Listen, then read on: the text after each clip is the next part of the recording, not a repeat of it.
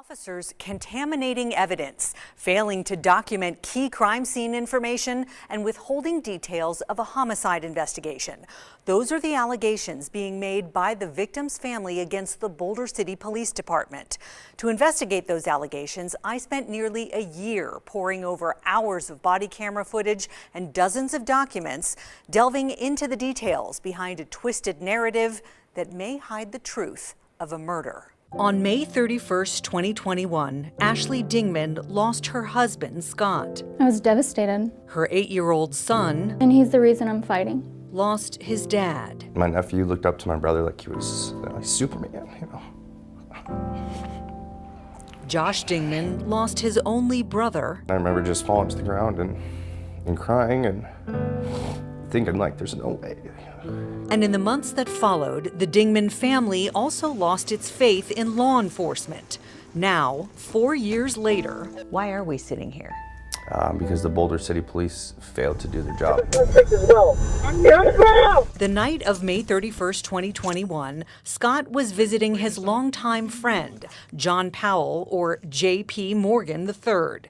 J.P. admitted to police that he shot Scott in the street outside his home, but claimed it was self-defense. And dealing with the police department, I was just trying to get answers, and nothing made sense. Thankfully, there's not a lot of this that occurs out in Boulder City. In trying to sort out what Boulder City police did in her husband's death investigation, Ashley turned for help to longtime friend Wade Seacatz. That level of investigative work is absolutely unacceptable on any crime. Seacatz, a retired Henderson police captain, helped her through public records requests to get all the body camera footage and police reports from Boulder City's investigation. They shared it all with 13 Investigates. I would argue no investigation ever took place. I would argue that very early on, a theory was born, and everything that occurred after that was to work towards proving that theory. Anything you want, do anything you want. The theory that the shooting was self-defense came from J.P. Morgan, who repeatedly reminds all officers he encounters Everybody knows me.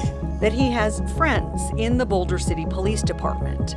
He's dropping my name in a car right now, like crazy to the detectives. In particular, Officer Scott Pastore, who admits his familiarity with the suspect. I know everybody in this house. Saying on camera, so everybody knows that I'm, you know, I got his girlfriend calling me. So the dog knows me. JP's claim of self-defense conflicts with reports from a neighbor who called 911 after witnessing the shooting. 911, the address of the emergency. Near Pueblo. Oh, God. Where on Pueblo? Somebody just got shot. Did you see who did it? I did. I saw everything. Where did the person who did the shooting, where'd they go? I'm afraid the man, he still has his gun. The police report says the witness saw the victim walking away from the shooter, and that once the shooter closed the distance on the victim, he saw several muzzle flashes. He told police he witnessed what he believed was a murder, but investigators ultimately believed JP's story, He started shooting at me. that he shot Scott in self-defense. JP was never charged, and the case was closed. Right there, it's a money clip wallet. Something brother Josh, who serves in the U.S. Navy, can't understand. I served my country. I served my country to protect citizens of the United States, and I took an oath, just like these police officers took an oath to protect the citizens of Boulder City, and they just did not do their job. I don't understand how there's so much clear evidence of what really happened and they're just ignoring it. Let's walk through the evidence, starting with the moment police officers first encounter the suspect. In Officer Armando Salazar's body camera footage, you can see JP with his phone to his ear, standing in the street far away from Scott's body. But later that night, Salazar told Detective Brett Wybrew, "When I arrived, it looked like he was checking on him." Again, that's not what Salazar's body camera video shows. Where's the person? It's okay, I tell him out with one. I've got one down with what appears to be some type of a gunshot wound in the middle of the street. Did you do the shooting? Who did the shooting? I did. Get on the ground. Get on the ground right now. I've got the suspect as well. Where's the gun? Officer Kenny Calzada appears next and starts searching JP as he lays on the ground. Turn to your side. I got nothing. What happens next is key, says Jamie Borden, a retired Henderson police sergeant who founded the company Critical Incident Review, where he now serves as an investigator and instructor, often testifying in court cases across the country as an expert witness. Hindsight review and analysis of cases, that's what I do as an expert. Ashley Dingman hired Borden to review Scott's case. The first thing I do is look at video. Among other factors, he zeroed in on this. While searching JP's pockets, Officer Calzada pulls out a metal wallet. The police report claims the wallet was found in the road, about 10 feet from Scott's body. But as you just saw on the body camera video, the wallet is in the road because Officer Calzada tossed it there after taking it out of JP's pocket. That was Scott Dingman's wallet that was just removed from the suspect's left rear pocket.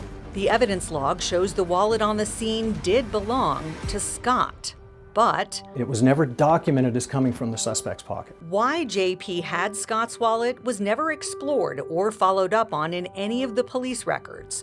Jamie, Wade, and Ashley believe that's important because Ashley told police Scott had withdrawn $1,000 from one of their accounts on the day he was killed, and that she was concerned robbery could have been a motive for his death. They dismissed me and they ignored me. In fact, when Ashley brought it up again to Deputy Chief Aaron Johnson in 2023, he sent her this email referring to Morgan being in possession of Dingman's wallet as a new development, which it clearly was not. Even so, Johnson wrote that it had no impact on the case, which would remain closed pending further information. The deeper I got into this case, the more mistakes I saw. Body camera footage in July 2021, nearly 2 months after the shooting, shows Detective Wybrew did question JP about the wallet. Ashley, she was concerned. Apparently he pulled out $1,000 that day, and that money's unaccounted for. I'm not saying he stole it, but the thing was, you know where he might have spent that. Did he have any money? All I know is he had Coke with him when he got here. Okay. Was it a bunch, or was it a little bit, or? He had 2 gram bags on him. 2 gram bags? Okay, did he burn through both those that night? Yeah. JP claims he saw Scott snorting the cocaine. What was he doing off of? My counter in my bathroom. Although the toxicology report shows Scott had more than 3 times the legal limit of alcohol in his system, the same report shows there was no cocaine in his system. The reason that's important is because nobody followed up on it. As an investigator, you would want to go back and say, why did you lie to me? The family's concern only deepened when they saw what Officer Calzada did after throwing Scott's wallet into the crime scene. When we come back, body camera footage shows Calzada taking what Wade and Jamie say is another key piece of evidence out of JP's pocket. That and more after the break. Stay with us. A claimed self-defense shooting that 2 police experts say doesn't add up after seeing what they call a contaminated crime scene and contradictory body camera footage.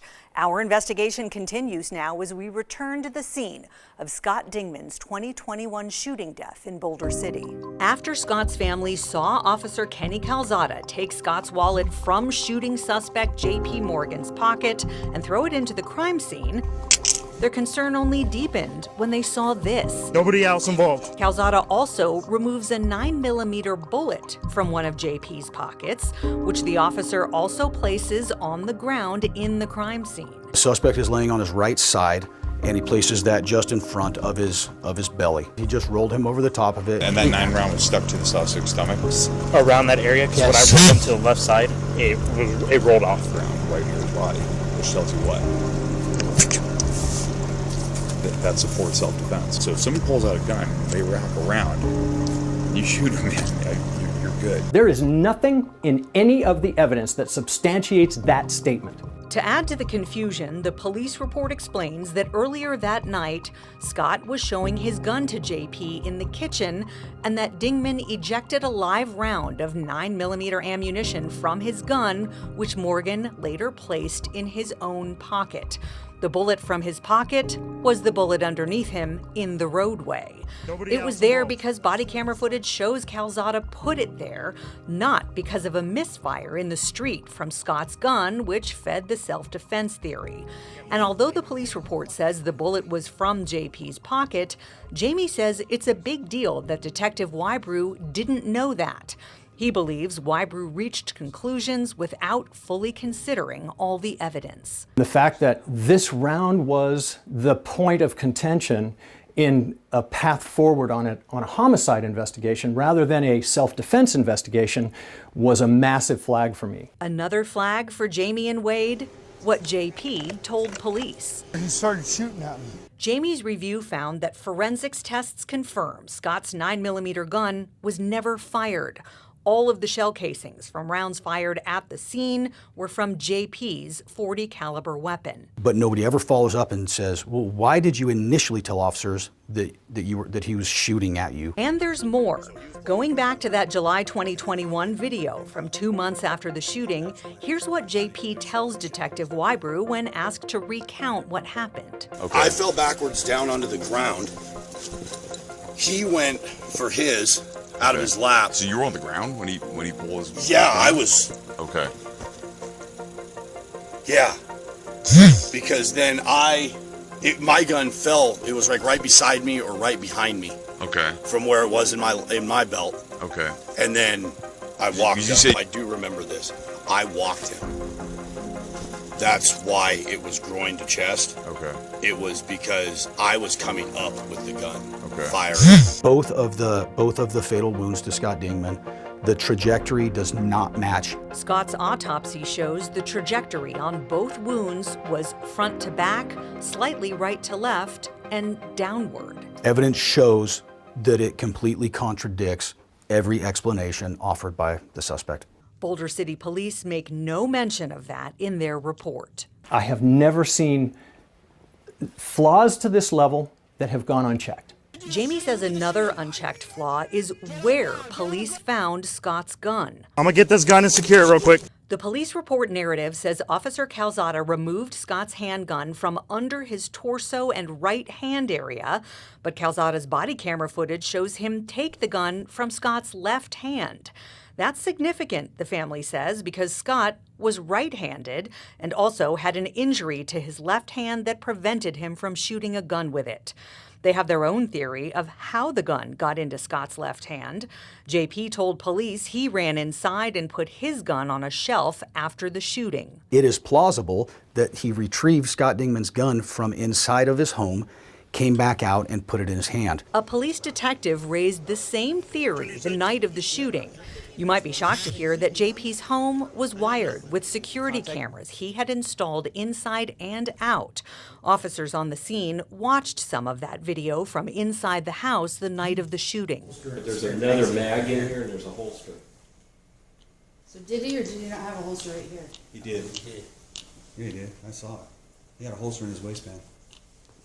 So I wonder in that video if we can see him running out with another gun. Because did he shoot him out there? And then run in here, grab his gun, and go put it in his hand? You see him walk out with a gun. You see, yeah, you see the suspect has a gun in his hand. Can you see if the victim? No. The victim? The suspect has a gun in his hand. The victim you can't tell. And then all you see is the suspect come back in, manipulate his weapon here, drop his magazine, come in here, grab his phone, and run outside. Grab something and run outside. Right. Police photos inside JP's house show Scott's holster on the kitchen floor, blood above it on the counter, and blood on the shelf where JP put his gun after the shooting. I want explanations as to why there's blood in the house near a holster that belonged to the decedent. Records have no mention of any testing to determine whose blood it was or any further exploration of Detective Dubois' theory. There's video cameras in every room of this house and on the front of this house in a homicide, and that video evidence was never collected. These are mistakes. It sounds like more than a mistake there. That is a huge red flag. Agree? It's a red flag, and it's not, and there's no culpability. Jamie's review of police records concluded JP changed his story 7 times, contradicting himself, the video surveillance detailed by Detective Dubois, the toxicology report, and the autopsy report. Jamie and Wade say those discrepancies likely could have been resolved if police had seized the video from JP's many cameras, but they never did.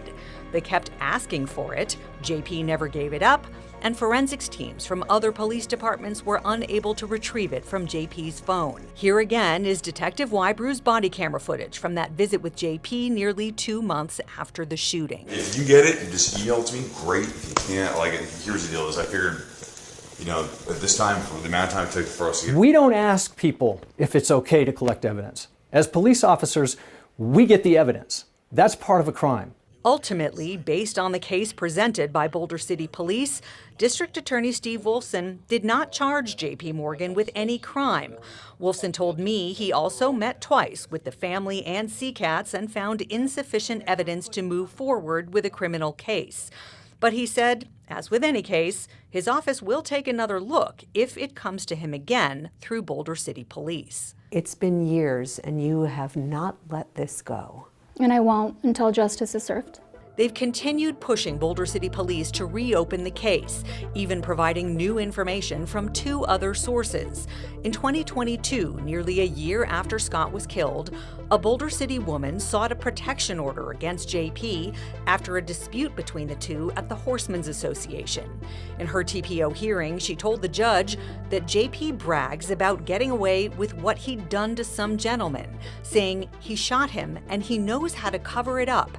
She said he talks about it freely around the association, so everybody is afraid.